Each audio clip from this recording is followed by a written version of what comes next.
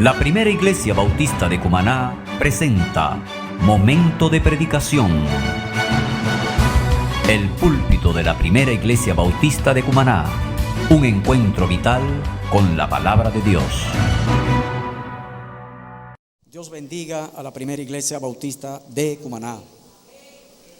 Y amados hermanos, tal como lo decía allí nuestro hermano que me antecedió, hermano Moisés, esta fecha de diciembre que coincide también con el final de un año, siempre ha sido propicia, se presta para reflexiones, se presta para reanimar los pasos de cara al año que viene, caminar con Cristo, con una visión cada vez más agradecida de su presencia, porque hasta hoy nos ha ayudado, amados. Sus misericordias son nuevas cada mañana. Fíjese la diferencia. Usted puede sacar conclusiones hasta en lo personal, en lo familiar. Aquí está usted reunido.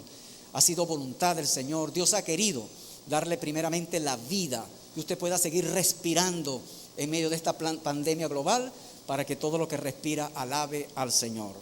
Por eso estamos agradecidos. Y no será menos este año que viene, porque aunque sabemos que habrá nubarrones, habrá aflicciones, habrán desafíos, pero Dios es fiel. Dios está con usted. Él dice que está con nosotros todos los días hasta el fin del mundo. Y eso necesita solo una cosa: fe inquebrantable, la fe que moviliza. No andamos por vista, andamos por la fe verdadera. He titulado entonces este mensaje: Jesucristo, la promesa cumplida.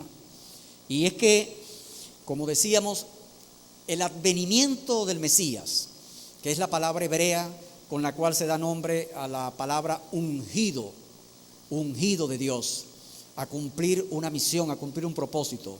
El advenimiento de el Cristo, que es la traducción de ungido al griego. Mesías, ungido. Cristo también significa ungido, pero en griego es el cumplimiento de la gran promesa de Dios de enviar un Redentor y un Salvador para la humanidad. Cuando la gente ve el nacimiento o la Navidad como algo allí del niño Dios, allí chiquitico, que allí termina, la iglesia está muy clara que lo que vemos que allí nació en aquel día, en aquel momento del cumplimiento de esa promesa, allí nació un Redentor, allí nació el Salvador de la humanidad. También la fecha de esta portentosa promesa nos permite reflexionar sobre la encarnación, porque realmente no había otra manera de salvar al hombre. No había un representante de la raza humana que no estuviera contaminado con el problema. Si se hubiese levantado, si hubiese habido otra opción, Dios la hubiese sabido. Dios mismo, Dios en persona, tuvo que hacerse humano, tuvo que hacerse hombre para tomar nuestro lugar, vivir esta humanidad sin pecado y pagar el precio de esa afrenta a Dios. Por eso la encarnación, ese misterio, pero eso es lo más portentoso, donde Dios hombre y el Dios mismo en su deidad se presenta él mismo como sacrificio vivo, agradable, que luego muere en la cruz, se levanta gloriosamente para entrar por nosotros ante el Padre y darnos la justificación de nuestros pecados, imputar a nuestro favor la justicia que era imposible obtenerla por otra vía. Jesucristo es eso. Y cuando uno quiere bíblicamente, a los que desconocen estas cosas, remontarse a esa promesa, ¿de dónde surge? Surgirá precisamente en ese conflicto inicial, en ese pecado original del Génesis, en ese lugar donde el hombre se rebela ante Dios, desobedece a Dios, y cuando se pronuncian aquellas maldiciones al hombre, a la mujer y a Satanás, entonces Dios allí, de una vez, listo, anuncia esa bendición, esa salida. Dice el capítulo 3 de Génesis, versículo 15, el 14 lo podemos leer para entrar en contexto. Y Jehová Dios dijo a la serpiente: por cuanto esto hiciste, maldita serás entre todas las bestias y entre todos los animales del campo. Sobre tu pecho andarás, polvo comerás todos los días de tu vida. Y pondré enemistad entre ti y la mujer, y entre tu simiente y la simiente suya, y ésta te herirá en la cabeza y tú le herirás en el calcañar. Ahí está la simiente prometida que iba a salvar al hombre, pero también está la simiente del diablo que iba a conspirar, que iba a poner obstáculos, que iba a estorbar para que este plan no se cumpliese. Y en otras prédicas hemos hablado eso, ¿no? Inclusive cómo se intentó por la vía del diablo, de aquellos ángeles, de corromper la naturaleza humana, inclusive trastocarla en una especie de un transhumano que no fuera redimible, y Dios bloqueó eso.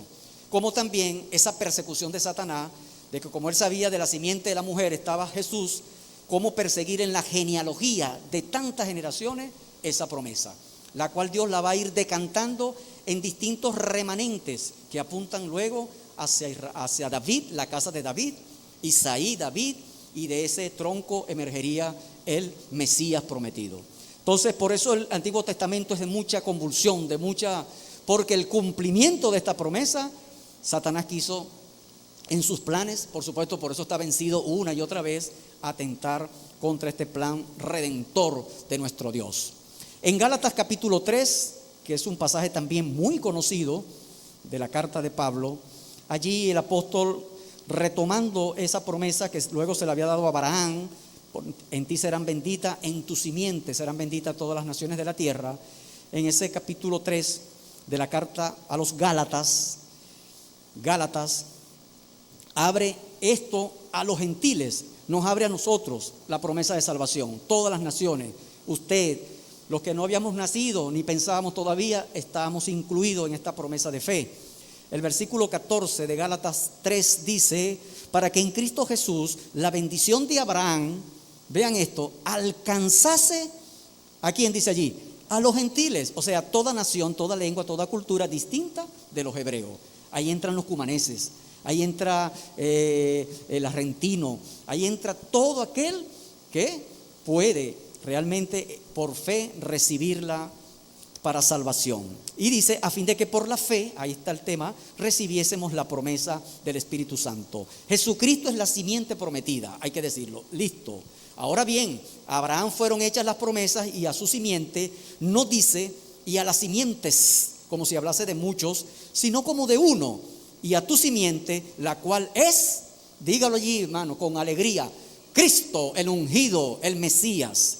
Esto pues digo, el pacto previamente ratificado por Dios para con Cristo, la ley que vino 430 años después, no lo abroga para invalidar la promesa, porque si la herencia es por la ley, ya no es por la promesa, pero Dios la concedió a Abraham mediante la promesa, lo cual quiere decir que si la transgresión de Adán, que fue conforme a ley, porque el pecado de Adán se le suele llamar transgresión porque él infringió la orden de Dios. De todos los árboles puedes comer, menos de esto. Allá había ley. Después no hubo ley, sino hubo que esperar a Moisés. Cristo viene en tiempos de ley. Por eso dice el capítulo 4:4 de Gálatas 4:4. Pero cuando vino el cumplimiento del tiempo, Dios envió a su Hijo nacido de mujer y nacido bajo la ley, para que redimiese a los que estaban bajo la ley, a fin de que recibiésemos la adopción de hijos. Ese freno que puso Dios, esa ley que es ese cerco, ese ayo que conduce a Cristo, nos permite ver también a Jesús perfecto, cumplió la ley cabalmente, pero además, más allá de eso, lo que quería mostrarse es la salvación para todos, judíos y no judíos. Y es así que en el mismo Gálatas, la misma carta, ustedes van a ver allí que Jesucristo también es la promesa que iba a ser revelada por fe, o Jesucristo la fe que iba a ser revelada. También se dice así, Jesucristo la fe que iba a ser revelada. Versículo 23 del capítulo 3 de Gálatas, vuelve allí y dice: pero antes que viniese la fe, estábamos confinados bajo la ley, encerrados para aquella fe que iba a ser revelada. Esa fe salvífica, esa fe por la cual, amados hermanos, nosotros tenemos que darle la gloria a Dios, que Dios permitió que el Espíritu Santo, que convence al mundo de pecado, justicia y juicio, haya tocado nuestro corazón para estar hoy acá. De nada nos podemos gloriar, todo lo ha hecho Él. Y el verso 28, para no dejar así dudas, dice: ya no hay judío, ya no hay griego. Usted puede hacer una lista en dominicano, inglés, no, nada. No hay esclavo ni libre, no hay varón ni mujer, para aquellos que hablaban de la exclusión, de estratificación de las clases sociales, esas peleas de derechos humanos que se ven. Bueno, ¿qué más humanidad? Ya aquí ese Dios amoroso e inclusivo para el pecador. Ojo, la única condición es que seas pecador. No hay varón ni mujer, porque todos ustedes son uno en Cristo Jesús. Y si ustedes sois de Cristo, ciertamente, linaje de Abraham sois. Porque somos ahora herederos de Abraham por la fe, porque Abraham lo que hizo fue creerle a Dios. Y él también es la fe. Entonces todo queda allí. Cuando pensamos en la Navidad, cuando pensamos en el nacimiento de Cristo, entonces tenemos que mirar a ese Redentor, a ese Salvador. Hace años, cuando yo practicaba en las escuelas esos cantos de aguinaldo, a mí siempre me gustó ese aguinaldo que decía: nació el Redentor. Porque esa frase, lo que nació fue el Redentor, nació el Salvador. De una vez, lo que está allí es una promesa de rescate de la humanidad perdida. Amados hermanos, en el plan de Dios estaba ya esta salida, esta solución. Si por la transgresión de uno, Adán, vino la condenación de todos los seres humanos, entonces por la justicia perfecta de Cristo viene la salvación para todo aquel que cree en Jesús. Y todo esto por amor, por la gracia de nuestro Dios.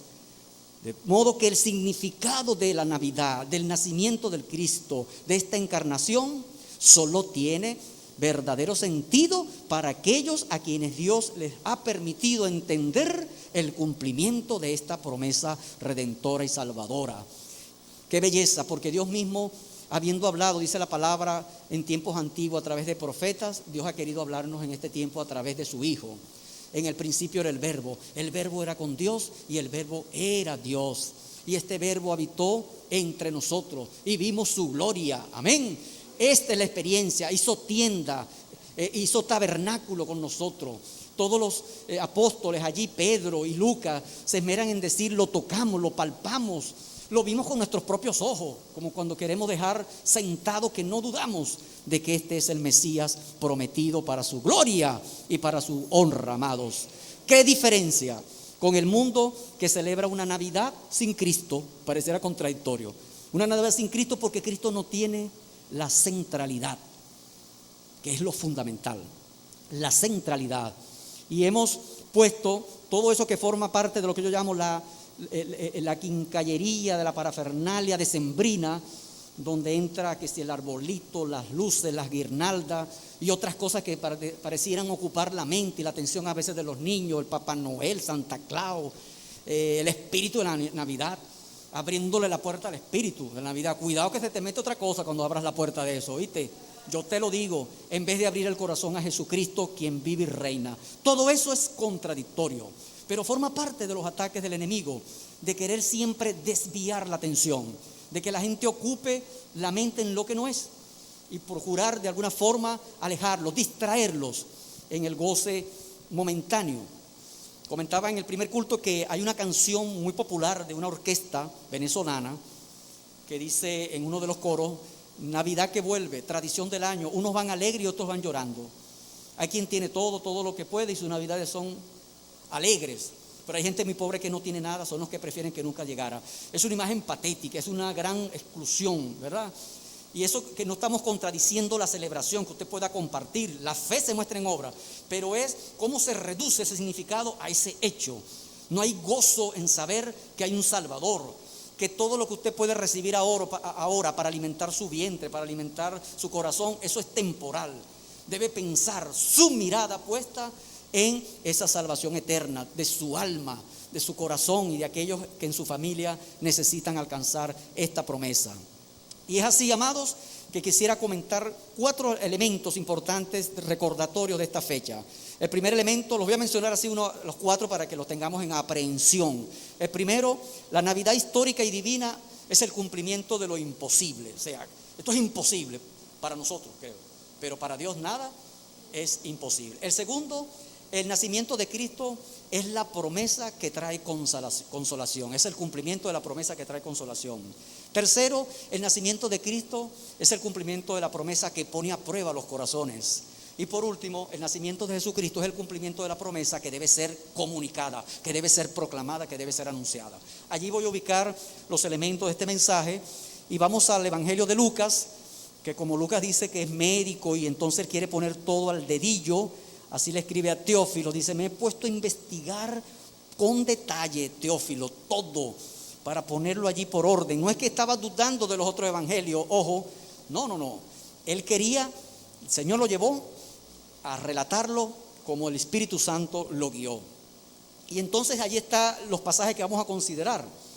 Y me gustaría ir al verso 26 al 38 para dejarlo allí como punto, y luego vamos a tener que viajar a distintos lugares de la palabra.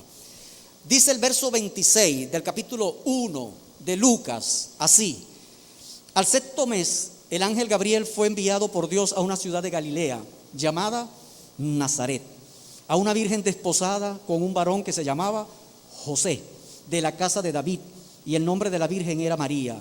Y entrando el ángel en donde ella estaba, dijo: salve, muy favorecida, el Señor es contigo, bendita tú entre las mujeres. Mas ella, cuando le vio, se turbó por sus palabras y pensaba: ¿qué salutación sería esta? Entonces el ángel le dijo: María, no temas, porque has hallado gracia delante de Dios. Y ahora concebirás en tu vientre y darás a luz un hijo, y llamarás su nombre Jesús. Y este será grande, será llamado Hijo del Altísimo, y el Señor Dios le dará el trono de David su padre, y reinará sobre la casa de Jacob para siempre, y su reino no tendrá fin. Entonces María dijo al ángel: ¿cómo será esto? Pues no conozco varón. Respondiendo el ángel le dijo: el Espíritu Santo vendrá sobre ti, y el poder del Altísimo te cubrirá con su sombra, por lo cual también el santo ser que nacerá será llamado Hijo de Dios. Y he aquí tu parienta Elizabeth, ella también ha concebido hijo en su vejez, y este es el sexto mes para ella, la que llamaban estéril, porque nada hay imposible para Dios. Entonces María dijo: he aquí la sierva del Señor, hágase conmigo conforme a tu palabra. Y el ángel se fue de su presencia. Amén. Y del verso 37 pongo la base de esta primera verdad. El advenimiento del Mesías, la promesa cumplida. Jesucristo significa el cumplimiento también de lo que es imposible. Y tiene que ser expresado de este modo, amados hermanos, para que todo lo que vamos a ver ahora solo pueda ser atribuible a Dios. Para que no pueda ser atribuible a obra humana, a inteligencia humana, a una especie de arreglo para que las cosas salgan de una manera y no de otra. Se debe solamente a la voluntad de Dios. ¿Me está entendiendo? Yo recuerdo siempre esa piedra que trataron de poner allí para que no se robaran el cadáver de Jesús, y después le pusieron una guardia y dijeron: pónganlo porque van a decir que se van a robar el cuerpo y van a decir que Jesús resucitó. Pero después las cosas suceden de otra manera, entonces invirtieron la estratagema. No, ahora digan lo otro, como engaño, que digan que sí se lo robaron, pero ellos no habían colocado una guardia. O sea, el hombre va a buscar siempre torcer, trastocar esta verdad. Pero, amados hermanos, nada hay imposible para Dios, para que solo Él se lleve la gloria y para que nadie dude de que Él lo ha hecho como quiso, lo ha hecho y lo hará. Y este cumplimiento lo voy a vincular con ese pasaje de Gálatas 4:4, donde dice que en el cumplimiento del tiempo Dios envió a su Hijo nacido de mujer y bajo la ley. Porque ahora este cumplimiento del tiempo también es una cosa imposible, uno no lo puede creer. Y a mí me gusta ver el tiempo de Dios. Se utiliza mucho la idea del kairos, el tiempo sincrónico de Dios, el tiempo perfecto, el tiempo pleno, el tiempo completo. Pero me gusta mucho la respuesta que da Jesús a los discípulos, que dice que solo Dios tiene las razones y las sazones que Él ha puesto en su propia majestad, en su propio conocimiento divino, pues, en sus planes eternos. El tiempo de Dios tiene sazones y razones.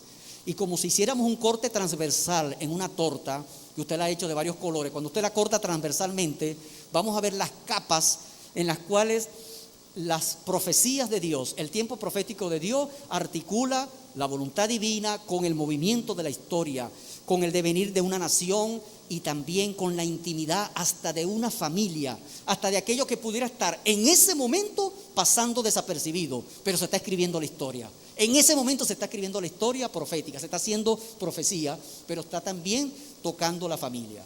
Y eso es lo que va a suceder con el nacimiento de Jesús. Se mueve en la historia del Imperio Romano, toca la realidad de Israel, pero también se va a meter en la intimidad de una pareja, de unos jóvenes que están por casarse, como también en unos actores que aparecen en este capítulo 1 y 2 de Juan, de Lucas, para mostrarnos estos detalles importantes. Lo primero que tenemos que decir es que este tiempo profético, esta profecía que se va a cumplir en el tiempo de la historia, tiene su antecedente, ya lo vimos, más remoto, sería en el Génesis, pero sería Isaías, entre otros, quien lo anuncia de una manera tan clara en los términos que Dios le inspiró a hacer. Vamos entonces a Isaías 7:14, porque es muy interesante este verso que usted lo conoce, pero le vamos a dar un detallito allí adicional, que lo dice también la palabra. En el Isaías 7:14 dice: por tanto, el Señor mismo os dará señal. He aquí que la Virgen concebirá y dará a luz un hijo, y llamará su nombre, ¿qué dice allí? Emmanuel. Comerá mantequilla y miel hasta que sepa desechar lo malo y escoger lo bueno, porque antes que el niño sepa desechar lo malo y escoger lo bueno, la tierra de los dos reyes que tú temes será abandonada. Lo estoy leyendo completo y es posible cuando usted lea eso quede así como desenfocado. ¿Qué quiere decir eso? Vamos a verlo. Qué interesante saber que el verso 14 tiene que ver con Jesús, tiene que ver con Dios, con Emmanuel, con Jesús. Bastaría irnos a Mateo capítulo 1. Vaya a Mateo 1, usted puede poner una marca que relacione Isaías 7:14 con Mateo capítulo 1. Recuerden que Mateo le escribe a los judíos, fundamentalmente es un evangelio dirigido a Israel. Y aquí dice algo interesantísimo. El verso 16 dice: y Jacob engendró a José, esa es la genealogía, marido de María, de la cual, ¿qué dice allí? Nació Jesús, no que fue engendrado, nació Jesús. Ojo, nació Jesús. ¿Llamado quién? El Cristo. Verso 18. El nacimiento de Jesucristo fue así: estando desposada María, su madre, con José, antes que se juntasen, se halló que había concebido del Espíritu Santo. Es decir, la obra divina está en la concepción, en engendrar, mas no en el nacimiento, que el nacimiento es humano. El nacimiento María tuvo que esperar que se le cumpliera el tiempo. El nacimiento está dentro de la realidad humana de una mujer, que en ese tiempo no hacían, bueno, no sé si hacían cesárea, pero por lo menos iba a tener que, con dolores, iba a parir a este niño. José, su marido, como era justo y no quería infamarla, quiso dejarla secretamente. Y pensando él en esto, he aquí, un ángel del Señor le apareció en sueños y le dijo: José, hijo de David, no temas recibir a María tu mujer, porque lo que en ella es engendrado del Espíritu Santo es. Y darás a luz un hijo y llamarás su nombre Jesús, que ahora es, ¿qué significa? El Salvador, porque él salvará a su pueblo de sus pecados. Estamos claros, ¿quién nació allí? El que va a salvar al pueblo de sus pecados. Esto es lo que nos interesa. Todo esto aconteció para que se cumpliese lo dicho por el Señor por medio del profeta, el que acabamos de leer, el profeta Isaías, por allá en el siglo VIII. Imagínense ustedes, 700 y tantos años, allí estaba esa profecía, y dice: de una vez, he aquí, una virgen concebirá y dará a luz un niño, un hijo, y llamará su nombre Emmanuel, que traducido es Dios con nosotros. Y despertando José del sueño, hizo como el ángel del Señor le había mandado y recibió a su mujer. ¿Se da cuenta? Pero si regresamos a Isaías nuevamente, viajando en esta máquina del tiempo bíblica, y nos volvemos a ir allá al 7, resulta y acontece, como solemos a veces decir, que esta expresión de Isaías la dice en un contexto también que Dios está conduciendo, que Dios está obrando también. Capítulo 7 de Isaías, ¿qué estaba pasando? Recuerden que Isaías fue el profeta que le tocó 3 reinados que se estaban enfrentando a esa famosa guerra fría y guerra caliente entre Egipto y Asiria, con una nación dividida entre el reino del norte y el reino del sur. Aquí estaba Judá y allá estaba Samaria. Estaban divididos el pueblo de Israel, se acabó la unidad de la nación, y entonces hay una componenda entre Peca, que era uno de los reyes que estaba allí en Samaria, y Resín, que era de Siria y Damasco, para ir a destronar, para ir a desbancar a Judá y quitar el trono a Acaz, para atacar a Judá. Y esta amenaza del reino del norte hacia acá produjo mucha inquietud en Acaz, que estaba, digamos así, presto a buscar alianza en otros, posiblemente en Asiria, para no ir a favor de Egipto, porque Egipto estaba a favor más bien de la división de Israel, del reino del norte. Y allí, esa nación, en ese tiempo que Isaías está hablando de estas cosas, era una nación que estaba alejada de Dios, no estaban tomando en cuenta el consejo de Dios. Y sin embargo, en el versículo 3 de ese capítulo 7, vean esto, dice que Jehová le dice a Isaías: sal ahora al encuentro de Acaz, tú y Siar-Jasut, tu hijo, al extremo del acueducto del estanque de arriba, en el camino de la heredad del lavador. Y lo que sigue es ese encuentro. Cuando llega allí, ahí está la ira de Rezín, de Siria y del hijo de Remalías, que es Peca. Pero cuando Acaz lo recibe, fue frío, más. Dos cosas. Primero, no atendió lo que Dios le estaba diciendo. Dios le estaba diciendo a Acaz: quédese tranquilito, no hagas nada. ¿Qué es lo que debo hacer? Quedarse tranquilo, espere en Dios. Y segundo, Dios le dice a Isaías: dile a Acaz que demande una señal, que me pida una señal lo más alto y lo más profundo, que yo se la voy a dar. ¿Y saben qué hizo Acaz? Tampoco quiso pedir señal. Como no hizo las dos cosas, se pronuncia esto que acabamos de leer. Y aquí entra, están muy pegaditos, esa expresión que acabamos de leer: he aquí la Virgen concebirá, como diciendo, mira, estas cosas van a pasar. Pero se trata de un remanente que Dios va a rescatar hacia el futuro. Se trata de una salvación eterna, de un Mesías que va a venir. Y en el verso 15, donde dice: comerá mantequilla y miel hasta que sepa desechar lo malo y escoger lo bueno, porque antes de que el niño sepa desechar lo malo y escoger lo bueno, la tierra de los dos reyes allá arriba del norte, que tú temes, será abandonada. Se refería a una profecía que se iba a cumplir 10 años después, por allí, cuando atacara realmente Asiria. Va a atacar a ese reino del norte con Tiglat-Pileser y va entonces a destronar toda esa componente que tenía Israel contra Judá en esa división. Es decir, que el niño al cual se refiere, este niño de mantequilla, este niño es Siar-Jasut, el hijo que llevaba allí, que llevaba Isaías en presencia de Acaz. Por eso Dios le dice: llévate a tu muchachito. Y Siar-Jasut significa el remanente que renueva. Siar-Jasut significa el pueblo que será retornado, el pueblo que será rescatado, un remanente que será recortado, que será salvado. ¿Cómo Dios podía hablar doble para un momento del que estaba pasando Israel, y cómo hacia el futuro, hacia un Mesías que no tendrá fin su reino, amén, eternal, y que ya no sería para Israel solamente, sino para todos nosotros? Así habla Dios, y así sigue hablando en nuestros días, amado hermano. Más adelante podemos ver también a un contemporáneo de Isaías. Vamos a pensar en Miqueas, por ejemplo. Miqueas capítulo 5, verso 2, verso extraordinario, muy conocido, pero que nos da también otra enseñanza muy valiosa.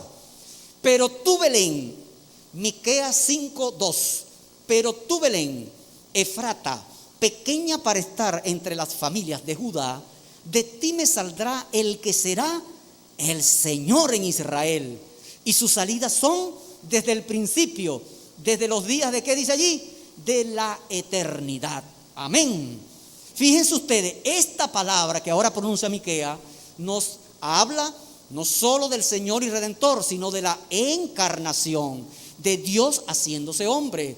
Podríamos decir que en su humanidad Jesús vino de Belén, pero en su deidad Cristo vino de la eternidad. Este Miqueas 5:2 tiene allí concentrado la doble naturaleza de Jesucristo, Dios y hombre, porque su salida es desde el principio, desde los días de la eternidad. Amén. Y esta es la cita que los magos le dirán a Herodes, cuando Herodes le pregunta: mira, ¿dónde será eso? ¿Cómo saben ustedes? ¿Cómo lo saben ustedes? Y él les va a decir: bueno, precisamente porque la cita de Israel dice allí, de Malaquías, perdón, de ti saldrá, de Belén, hemos leído, saldrá el que será el Señor de Israel. O sea, de alguna manera los magos manejaban esta cita, y es la que le van a citar a Herodes, es la que le van a decir a Herodes. Amados hermanos, Jesús nació en el tiempo correcto, en el tiempo perfecto, en el lugar correcto, con los padres correctos, según el plan de Dios. De una manera tal de que es imposible que alguien se pusiera de acuerdo para arreglar esto, amados hermanos. Y eso es lo valioso, eso es lo que uno celebra. Uno se pone a ver aquello y lo examina, y realmente uno no para. Y a pesar de que esto ha sido repetido, pero cada vez vemos esa magnificencia de Dios. El propio Belén, la propia ciudad de Belén, el propio pueblo de Belén, ¿qué era tenido, hermano? Era tenido por una ciudad que recordaba a Raquel, donde Jacob enterró a su mujer. Y José tenía que de alguna manera, ya sabiendo de que el ángel había anunciado, y María tenían que conducirse hacia allá. Y precisamente lo vemos en el mismo pasaje, en los mismos 2 capítulos iniciales de Lucas, porque entonces se da por una decisión romana. Hay historiadores que dicen no conseguimos huella en la historia de ese empadronamiento. Hay otros autores que sí han encontrado alguna prueba. Pero hay un detalle: el empadronamiento de los judíos se hizo con reglas judías, no con reglas romanas, y el registro romano tenía otras características al registro hebreo. Lo cierto es que el capítulo 2 de Lucas, para conducir todo el camino hacia Belén, hacia la casa de David, dice, capítulo 2 de Lucas 1, que se promulgó el edicto de parte de Augusto César, que todo el mundo fuese empadronado. Este primer censo se hizo siendo Cirenio gobernador de Siria, y fueron todos a ser empadronados, cada uno a su ciudad. Y fue así que José subió de Galilea, de la ciudad de Nazaret, a Judea, a la ciudad de David, que se llamaba Belén, por cuanto era de la casa y la familia de David. ¿Entienden? Entonces todo, amado, todo va con los detalles. El término Nazaret, de donde viene la expresión Nezer, nos habla de Isaías 11 otra vez. Vayamos a Isaías 11, que tiene que ver con el vástago, con ese retoño que iba a emerger para reverdecer a Israel, para darle una esperanza, y no era otra cosa que apuntar hacia esa población donde Jesús iba a vivir su infancia y donde iba a iniciar su primer ministerio familiar, aunque no tuvo mucho éxito allí, mucha bendición, pero es allí donde la profecía había instalado. Dice: saldrá una vara del tronco de Isaí y un vástago retoñará de sus raíces. La traducción original de eso habla precisamente de Nazaret, como una traducción que significa precisamente ese retoño en el cual se iba a dar el cumplimiento de esta profecía. ¿Imposible? Nos parece algo así como, Dios mío, ¿cómo puedes controlar todo? Bueno, porque tus propósitos son eternos, son justos. Dios no controla la historia como un déspota, Dios la controla con la sabiduría. Gracias a Dios que tiene control de la historia, porque si no, ¿qué sería de esta humanidad, hermanos? Ya estuviéramos, desintegrados. Como dice, tus misericordias son nuevas cada mañana. Llama la atención, amados, que este nacimiento de Jesús ocurre en tiempos de Augusto César. Y es llamativo que también el arreglo hacia el poderío romano, hacia esa Roma imperial, también formará parte de este cumplimiento del tiempo. Claro, hay que ir a Daniel en todo caso, porque Daniel en las 70 semanas se deberían cumplir las 69 semanas, las primeras 7 que tenían que ver con la construcción del muro de Jerusalén, que fueron 7 días, ¿verdad? Que se cumplieron 49 años en la reconstrucción de ese muro en tiempos angustiosos. Ese edicto se pronuncia en el 445 antes de Cristo, y luego vienen 62 semanas que se van a terminar hasta que el Mesías príncipe, ¿verdad?, le sea quitada la vida para que iniciase el tiempo de la gracia. O sea que tú sumas 483 años se debieron cumplir para que llegara el Mesías. Entonces esa cuenta también da esa exactitud para que le sea quitada la vida al Mesías príncipe, que es Jesús, se va a cumplir también en este tiempo. Entonces hasta Daniel entra en la exactitud de esta profecía de Jesús viniendo a ir a la cruz para pagar el precio de nuestros pecados. Y Augusto César, el imperio romano tenía que estar en su apogeo, como lo había soñado también Daniel. El primer rey, el primer emperador, prácticamente había acontecido unos años pocos, porque en el año 27 es cuando Octavio se hace llamar emperador, César Augusto, después de derrotar a Marco Antonio y a Cleopatra, que ellos se suicidaron, ¿no? Y a partir de allí, la Roma republicana, 500 años de república tenía Roma, y con Octavio comienza la Roma imperial. Y Augusto es el segundo emperador, que está en los tiempos de Jesús. Y Herodes el Grande es el que está allí, que también se va a morir, estando Jesús en esa infancia, comienza también a estar allí como gobernante de Judea. Por eso dice el capítulo 1, versículo 5, 1:5 de Lucas: hubo en los días de Herodes, rey de Judea, un sacerdote llamado Zacarías, de la clase de Abías. Su mujer era las hijas de Aarón y se llamaba Elizabeth.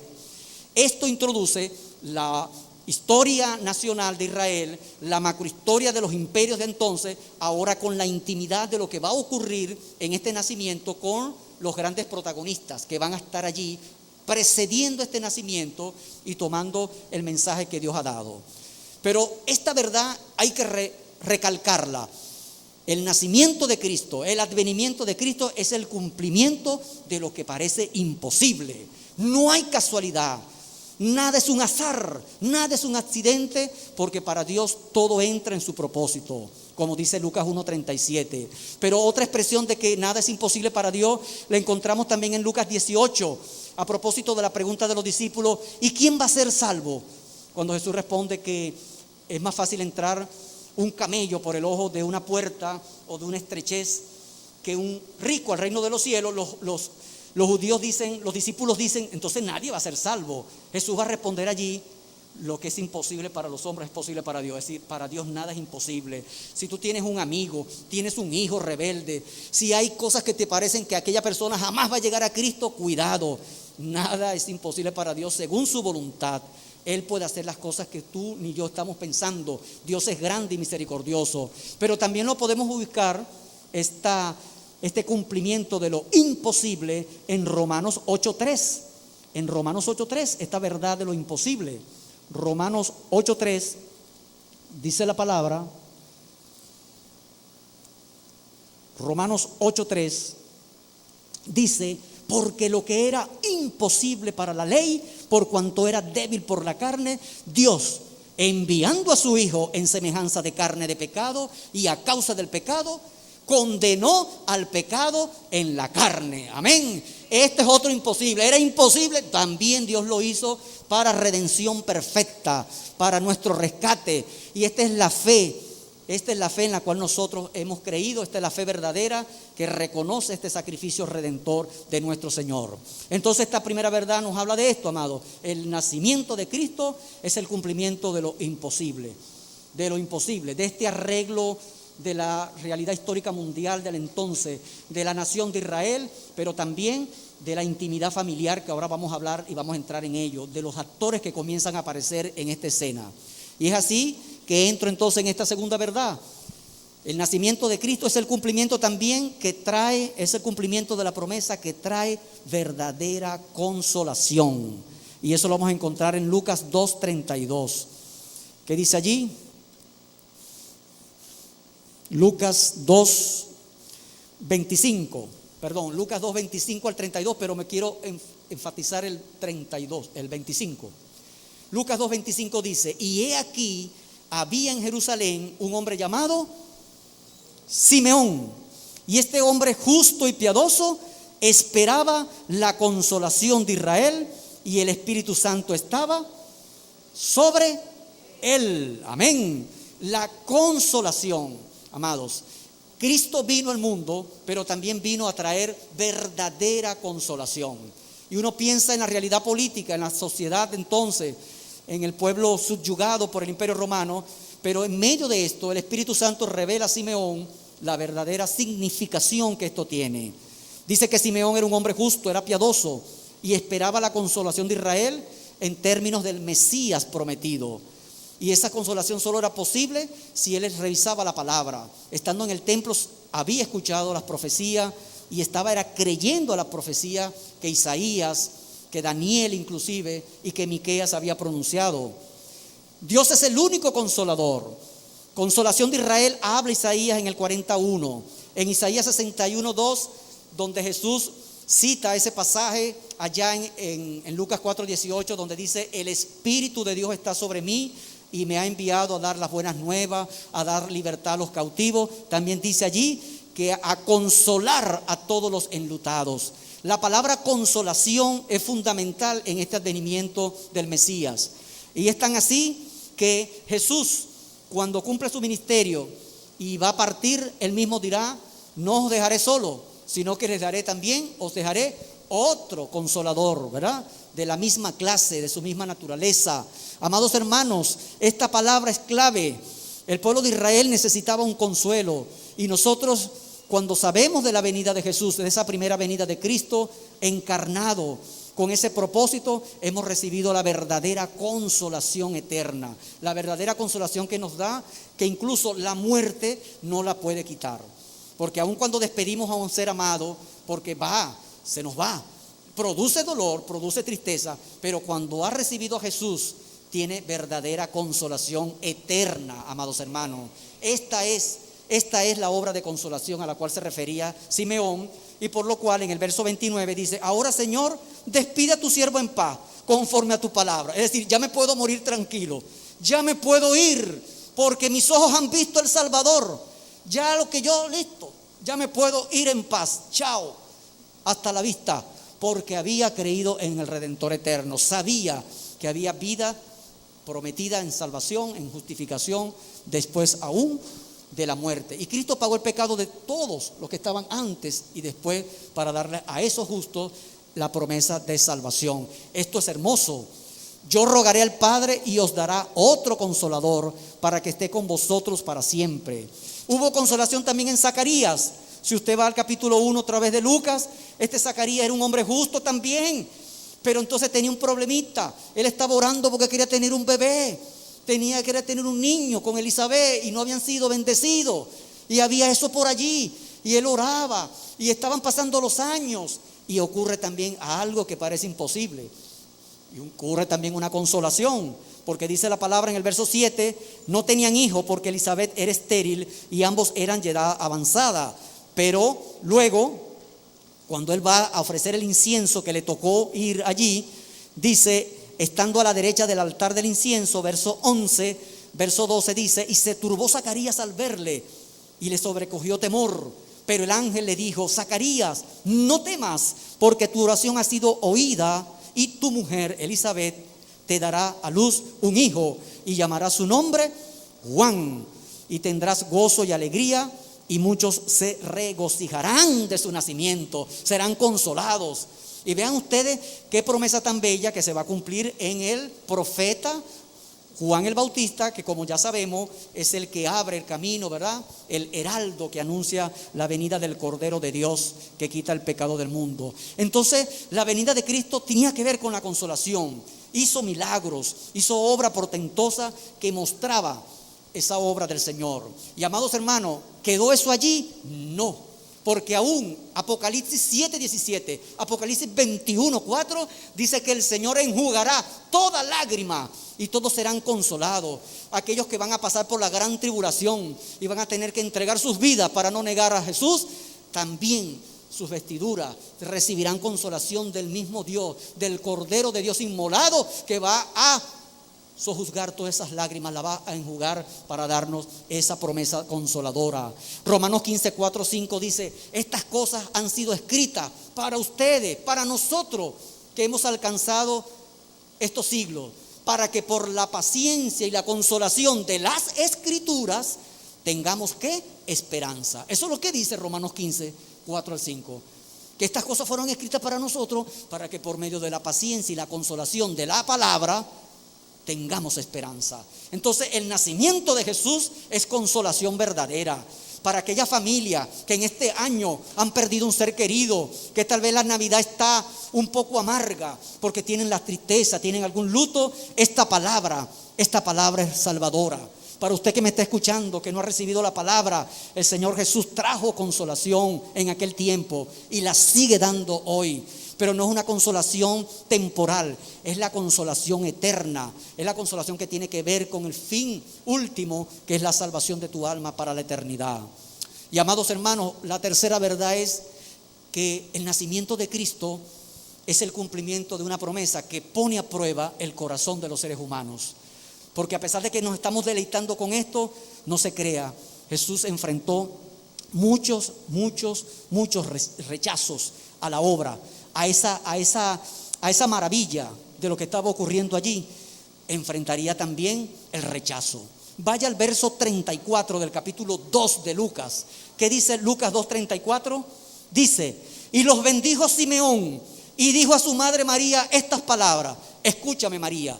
Se lo dijo a la madre, escuche esto: he aquí, este está puesto para caída y para levantamiento de muchos en Israel, y para señal que será que contradicha. Es decir, Jesús iba a enfrentar la oposición, Jesús iba a enfrentar también el rechazo. Y eso son expresiones que vemos, y las vamos a encontrar en la Biblia, en el Nuevo Testamento reiteradamente. Al mismo tiempo le dirá a María: y una espada, mujer, va a traspasar tu alma, porque este que celebramos aquí tendrá que ir al martirio, al sacrificio en la cruz. Y le profetiza a María que iba a sentir dolor porque iba a ver a sufrir a su hijo Jesús. ¿Me está entendiendo? Entonces esto habla, por un lado, de la consolación a la cual nos hemos referido, pero también habla de los rechazos, de esa resistencia que Jesús iba a enfrentar. Satanás lo hizo. De inmediato Herodes, cuando recibe el mensaje de los magos, que le dicen allí la cita de Miqueas capítulo 5:2, inmediatamente lo que va a hacer es dar la orden de asesinar. Usted va a Mateo capítulo 2, versículo 5. Ellos le dijeron: en Belén de Judea, porque así está escrito por el profeta, y tú, Belén, de la tierra de Judá, no eres la más pequeña de los príncipes de Judá, porque de ti saldrá un guiador que apacentará a mi pueblo Israel. Entonces Herodes, llamando en secreto a los magos, indagó de ellos diligentemente el tiempo de la aparición de la estrella.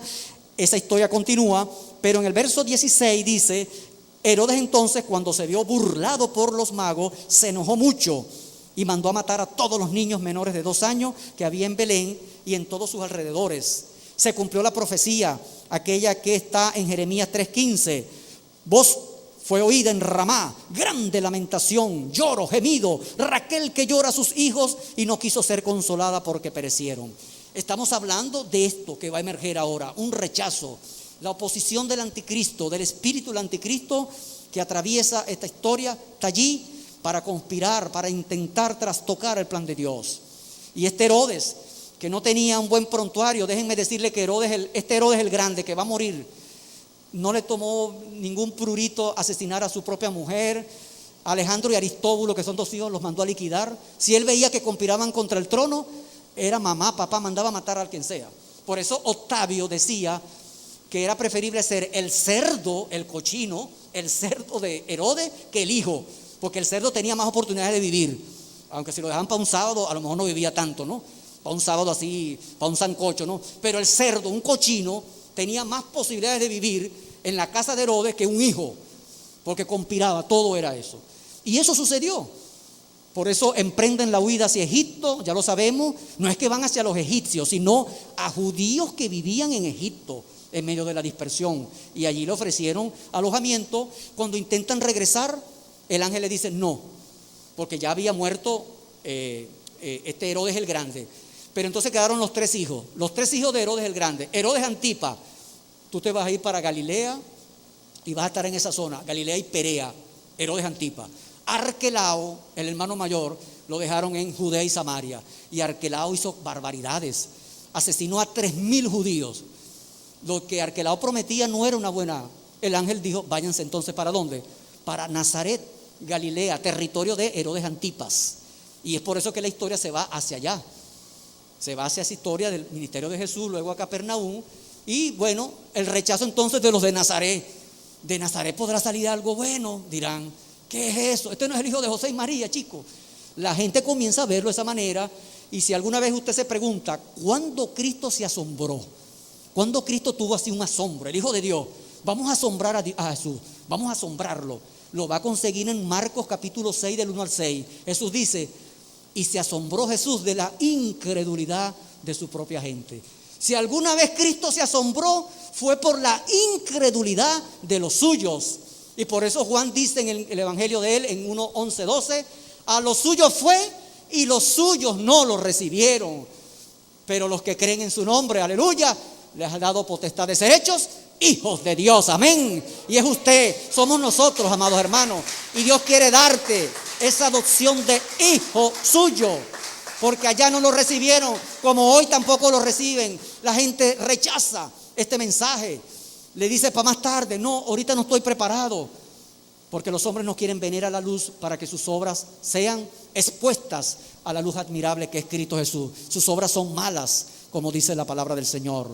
Entonces esto sucedió. El advenimiento, el nacimiento de Cristo, la encarnación de Cristo pone a prueba el corazón de los hombres. No hay neutralidad. O usted está con Cristo o está en contra de Él. Dice, el que cree en el Hijo tiene vida eterna, pero el que no cree ya ha sido condenado. Pesa la condenación. La salvación es la excepción de la regla. La regla es condenación y la salvación es lo excepcional. El que apuesta por Cristo sale de la regla, que es la condenación del mundo. Por eso es tan importante entender esta obra redentora de Jesús. Señal contradicha, señal que está contradecida muchas veces por corrientes, por sistemas de pensamiento, pero la palabra de Dios es firme y permanece para siempre. Amados hermanos, amén. Probar los corazones. Hubo una mujer que sí hay que recordarla, porque si todo fuera así, no pusiera al otro lado de la cara de la moneda, que fue una mujer que dijo: Señor, yo sé que ha de venir el Mesías llamado el Cristo. Cuando Él venga, nos declarará todas las cosas. Entonces Jesús le dice: mujer, he aquí yo soy. ¿Quién fue esa? La mujer samaritana.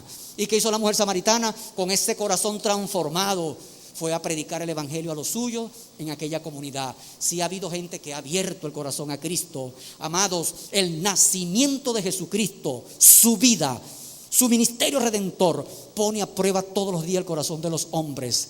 Los que creen de verdad, los que no creen en vano, los que no tienen vergüenza de confesarlo, los que no aman más la gloria de los hombres y de este mundo, sino que aman la gloria de Dios y quieren darle honra y gloria a Él. Esos son los que permanecen, esos son los que perseveran en su palabra y en ese llamamiento eterno que nos ha dado Cristo Jesús.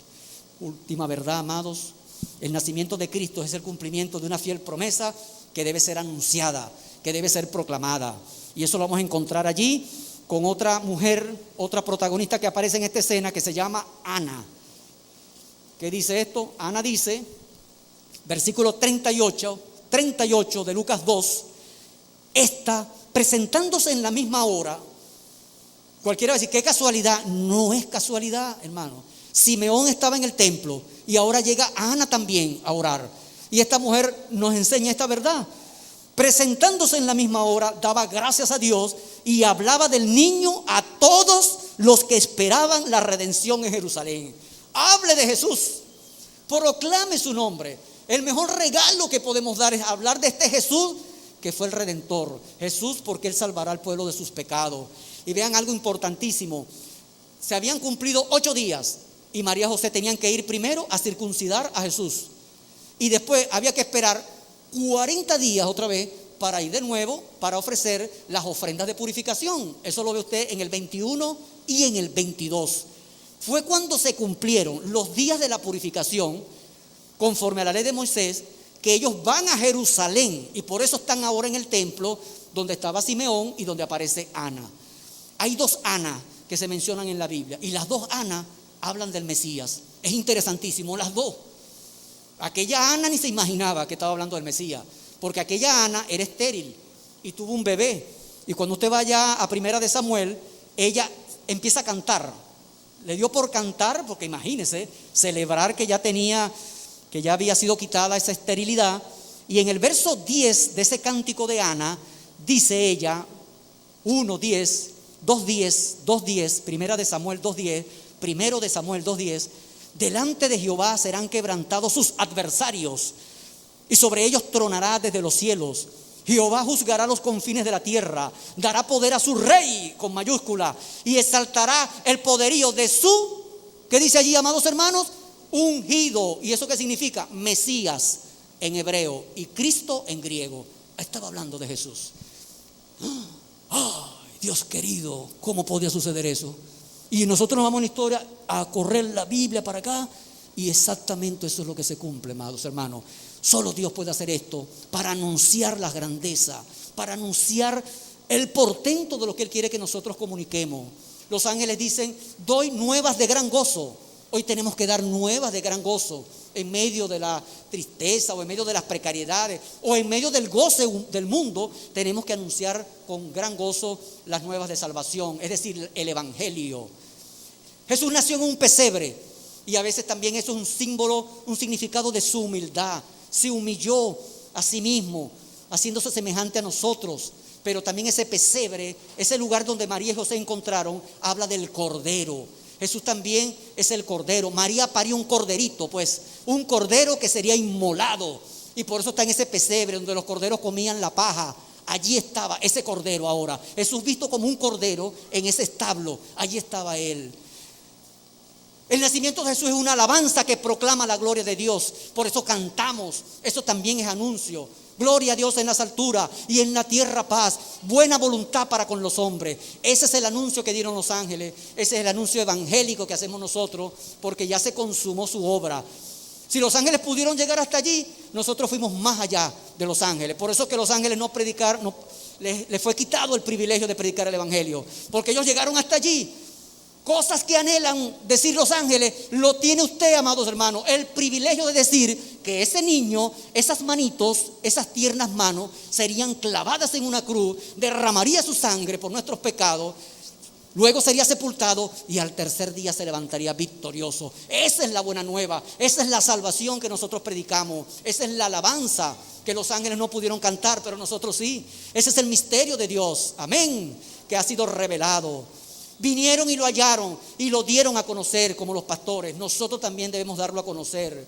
Y luego, pero aún María guardaba todas estas cosas meditándolas en su corazón. Y aquí tengo que hacer una obligada pausa, porque dentro de las estratagemas satánicas, que es quitar a Cristo de la centralidad del nacimiento, está entonces jugar con los actores para que la gente se enfoque en lo que no es. Y este sería el caso de María. Pero la propia María, en la palabra de Dios, no deja lugar a dudas de que el centro es Jesús y que ella es apenas un instrumento de la gracia de Dios. Demostrémoslo por la palabra. ¿Qué dice aquí? Bienaventurada la que creyó. Estoy leyendo Lucas 1:45. Bienaventurada la que creyó. ¿Quién creyó aquí? María. María tuvo que creer. El que no cree, hermano, eso es fundamental, porque se cumplirá lo que le fue dicho de parte del Señor. Entonces María dijo, estoy citando a María, usted que me está escuchando, escuche, vea lo que dice María, escuche. Entonces María dijo, engrandece mi alma al Señor y mi espíritu se regocija en Dios mi Salvador, porque ha mirado la bajeza de su sierva. Pues he aquí, desde ahora me dirán bienaventurada todas las generaciones, porque me ha hecho grandes cosas el poderoso, santo es su nombre. Fíjate, María jamás pretendió otro lugar. Reconoce su bajeza y solo se llama bienaventurada. Reconoció además, como lo dice el verso 28, que el ángel la saluda y le dice, el Señor es contigo, has sido favorecida por la gracia de Dios.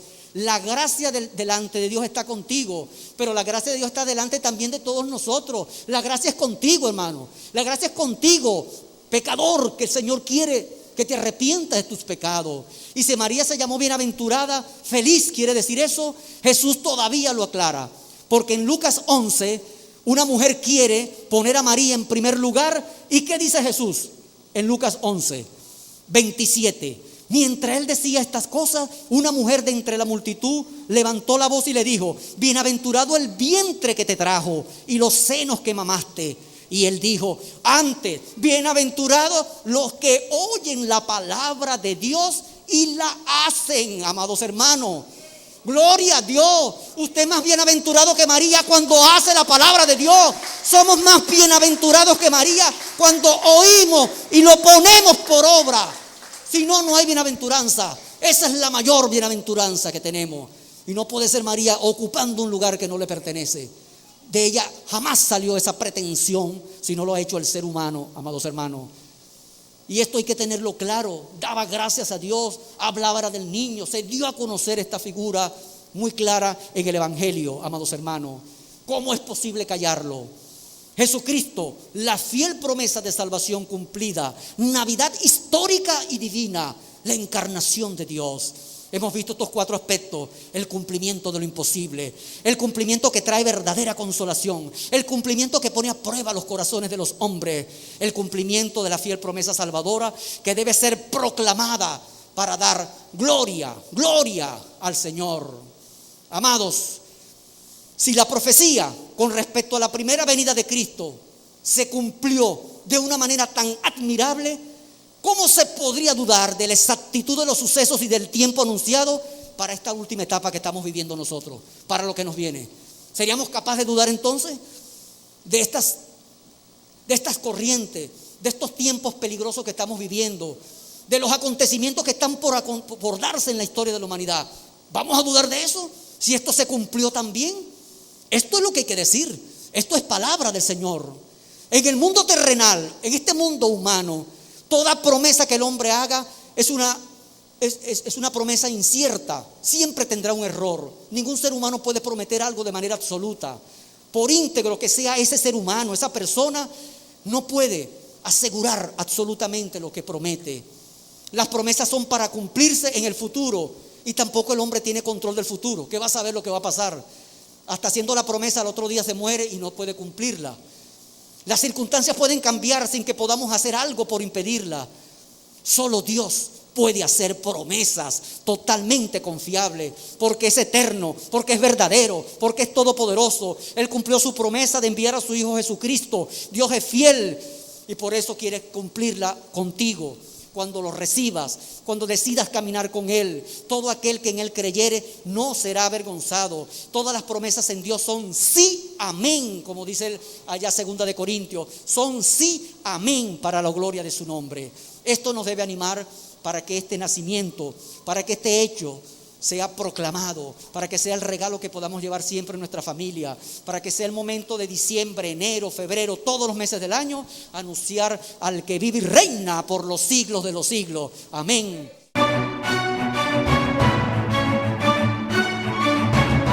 La Primera Iglesia Bautista de Cumaná presentó Momento de Predicación, un encuentro vital con la palabra de Dios. El púlpito de la Primera Iglesia Bautista de Cumaná.